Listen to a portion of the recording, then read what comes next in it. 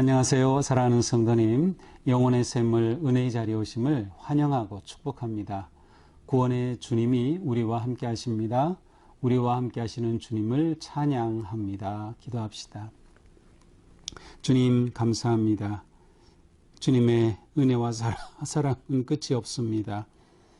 오늘도 주님의 은혜에 힘입어 이렇게 말씀을 사모하며 주님의 말씀을 기다립니다.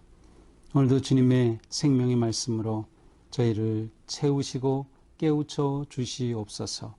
어지러운 세상 속에서 하나님의 선하신 인도하심과 진리와 생명의 말씀으로 저희들이 나아갈 수 있도록 오늘도 저희들을 새롭게 하여 주시옵소서.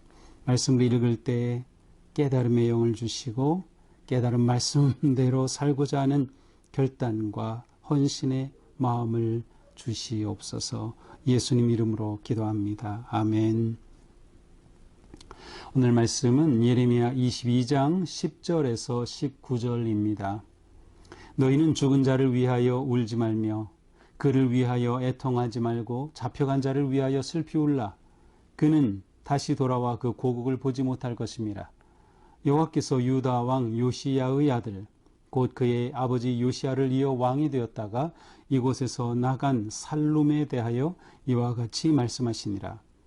그가 이곳으로 다시 돌아오지 못하고 잡혀간 곳에서 그가 거기서 죽으리니 이 땅을 다시 보지 못하리라. 불의로 그 집을 세우며 부정하게 그 다락방을 지으며 자기의 이웃을 고용하고 그의 품삯을 주지 아니하는 자에게 화 있을진저. 그가 이르기를 내가 나를 위하여 큰 집과 넓은 다락방을 지으리라 하고 자기를 위하여 창문을 만들고 그것에 백향목으로 입히고 붉은 빛으로 칠하도다.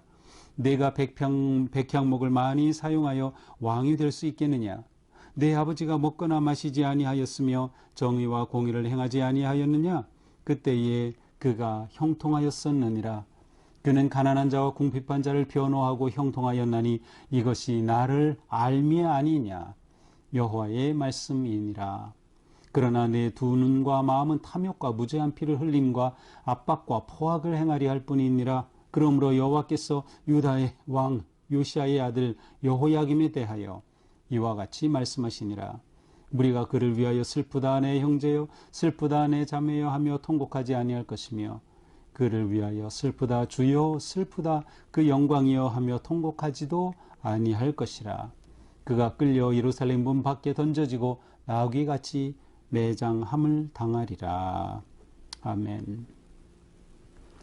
자, 어제 본문 우리가 시작하면서 이 말씀 22장은 유다 왕조에 대한 예언의 또 선언의 말씀이라고 했어요. 유다 왕에 대한. 물론 거기에 이스라엘의 백성들, 특별히 신하들이나 상류층이 포함될 수 있다는 것을 보았지만, 이제 왕 이스라엘 남유다의 그 유다 왕조에 대한 예언이에요. 그래서 이제 오늘 본문인 유다 왕조의 마지막 때의 왕들에 관한 하나님의 말씀이 선포되고 있습니다. 자, 10절부터 보면 너희는 죽은 자를 위하여 울지 말고 그를 위하여 애통하지 말고 잡혀간 자를 위하여 슬피 울라. 자, 10절부터 12절까지는 11절에 나오는 살룸 왕에 관한 그러한 말씀이에요. 이 살룸 왕은 유다의 17대 왕입니다. 바로 앞의 왕이 아주 선한 왕으로 알려진 요시야 왕이었어요. 그런데 이 요시야 왕이 609년 주전 609년에 무기또 전투에서 죽임을 당하죠. 이 무기또 전투는 애굽과 이집트와 맞섰던 전투입니다. 이제 이스라엘이 팔레스타인 지역 자체가 저 북쪽의 아수르나 바벨론 그리고 남쪽의 대제국 이집트의 중간에 끼어 있는 길목에 있었기 때문에 이 대제국들이 시시탐탐 이곳을 통과하려고 했고 서로 대결할 때 이 팔레스타인 지역, 이 이스라엘 지역은 전쟁터가 될 수밖에 없어요. 그런데 요시야는 이때 남쪽에서 올라오던 애국과 맞섰다가 그만 이 무기또 전투에서 죽임을 당하죠. 이렇게 된 후에 이제 요시아의 아들이 왕으로 이어져 세워졌는데 그가 바로 살룸입니다. 그런데 10절에서 죽은 자를 위해 울지 말라라고 할 때 이것은 바로 죽은 자는 요시아 왕을 가리키는 거고요. 또 잡혀간 자를 위하여 슬피 울라라고 할 때 잡혀간 자는 바로 요시아의 뒤를 이어 왕이 된 살룸 왕을 의미합니다. 자, 11절에 보니까 여호와께서 유다 왕 요시아의 아들 곧 그의 아버지 요시아를 이어 왕이 되었다가 이곳에서 나간 살룸에 대해 이같이 말씀하셨다. 자, 살룸은 사실 요시아의 막내 아들이었어요. 그런데 막내 아들인 살룸이 왕이 된 거죠. 살룸이라고 우리 성경 오늘 본문에 나오지만 이제 다른 곳에서는 여호아하스라고 나옵니다. 여호아하스. 그런데 이렇게 요시아의 뒤를 이어 왕이 된 여호아하스 곧 살룸은 3개월 만에 왕위에서 끌려가게 돼요. 이집트에서 바로 이 살룸을 잡아간 거죠. 그 당시 이제 이집트의 왕은 바로 느고라고 하는 왕이었어요. 느고 2세인데요. 바로는 왕이란 뜻이죠. 그러니까 왕 느고 2세가 그렇게 잡아갔어요. 그래서 이렇게 잡혀간 자를 위하여 울라라고 말씀하시는 거죠. 뭐라고 합니까? 12절 잡혀간 곳에서 그가 거기서 죽으리니 이 땅을 다시 보지 못하리라. 실제로 살룸은 이집트로 잡혀가서 거기서 죽고 맙니다. 자, 이것이 이제 17대 왕이었던 살룸에 대한 예언입니다. 이렇게 유다 왕조가 아주 비참하게 지금 멸망하고 있는 모습을 보여주고 있어요. 슬픔이 얼마나 깊은가 라고 하는 것을 보여주면서 잡혀간 자를 위하여 울라라고 하죠. 자, 17대 왕, 다음은 18대겠죠. 자, 13절부터 오늘 19절까지는 바로 이 18대 왕에 관한 말씀이에요. 자, 이 18대 왕은 여호야김이라고 하는 왕이에요. 이 여호야김도 역시 요시아의 아들이었어요. 원래 이름은 엘리야김인데 바로 그 느고 2세가 여호야김으로 이름을 바꿨어요. 그래서 여호야김으로 등장하죠. 이 여호야김은 요시아의 둘째 아들이었어요. 둘째 아들인 이 여호야김이 이제 왕위에 오른 겁니다. 그런데 이 여호야김은 이 어지러운 정말 긴박하고 중요한 이 시대에 통치를 아주 잘못했어요. 그래서 13절에 보니까 불의로 그 집을 세워요. 불의로 궁전을 세우고요. 다락방을 세워 누각을 세웠어요. 그런데 이렇게 세울 때 일꾼이 필요하죠. 그런데 자기 이웃을 고용했어요. 고용했으면 정당하게 임금을 줘야 하죠. 그런데 그의 품삯을 주지 아니하였다. 13절이 그렇게 말하고 있어요. 그러니까 이 여호야김 왕은 애굽이 그 살룸 이어서 세운 왕으로서 통치를 엉망으로 한 겁니다. 왕궁을 크게 짓는답시고 사람들의 노동력을 착취했고요. 임금을 지불하지 않았어요. 이러한 여호야김에게 화가 있을 것이라고 합니다. 그래서 이웃을 고용하고라고 되어 있는데 고용하고의 의미 가운데는 노예로 삼았다라는 뜻도 있어요. 그러니까 그렇게 유다 백성을 노예로 삼을 정도로 일을 시키고서 임금도 지불하지 않은 거죠. 왜 그랬어요? 14절에 보니까 그가 이르기를 내가 나를 위해 큰 집과 넓은 다락방을 지으라. 아니 자기 궁전을 크게 짓겠다는 거예요. 창문을 크게 만들겠다는 거예요. 그것에 백향목으로 입히고 붉은 빛으로 칠해라. 백향목 최고의 목재죠. 최고의 판자로 착 입히고 붉은 칠을 하겠다. 지금 이럴 때입니까? 그런데 여호야김이 지금 자기 궁전을 화려하게 짓고 크게 짓고 하는데 모든 힘을 쏟는 겁니다. 그것도 노동력을 착취하면서 말이죠.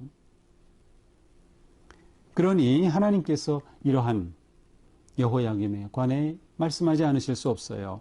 15절 내가 백향목을 많이 사용하여 왕이 될 수 있겠느냐? 내가 그렇게 백향목을 많이 쓴다고 해서 내 집이 궁전이 좋은 멋지게 만들어진다고 해서 그게 내가 더 좋은 왕이 되는 길이겠느냐? 아닌 거죠. 당연히 아닌 거예요. 뒤에 가서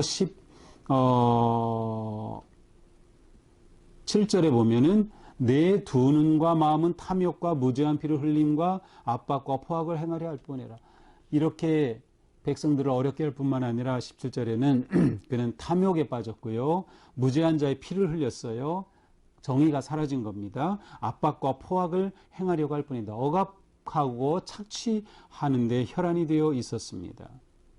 그러니 하나님께서는 이러한 여호야김에 대해 선언하시는 겁니다.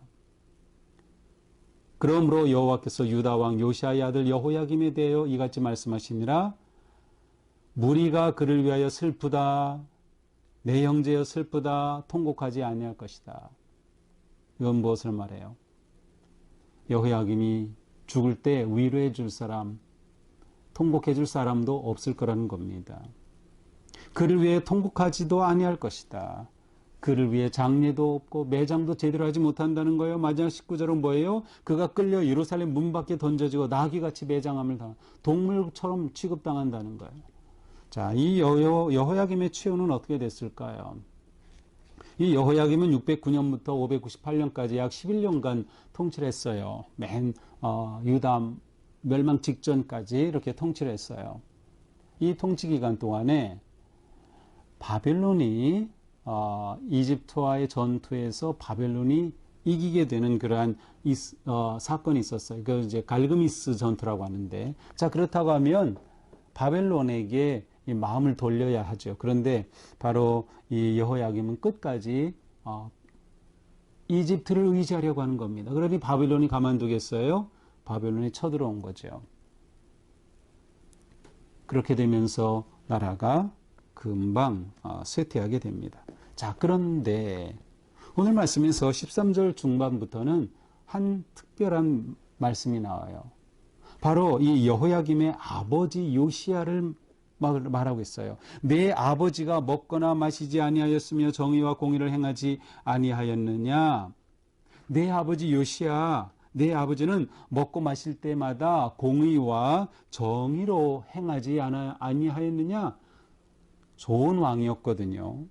그때 그가 형통하였으니라. 그때 요시야가 이렇게 정의롭게 행동했기 때문에 형통하였었다는 거예요.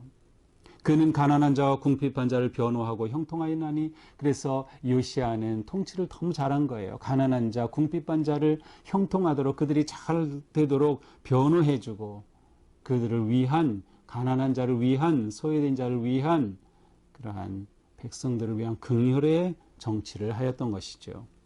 이것이 나를 알미 아니냐. 바로 하나님을 안다고 하는 게 이것이 아니겠느냐. 하나님의 마음을 알고 하나님의 뜻을 알아서 그렇게 하나님의 마음으로 선한 통치를 하는 것 말이죠. 여호와의 말씀이니라.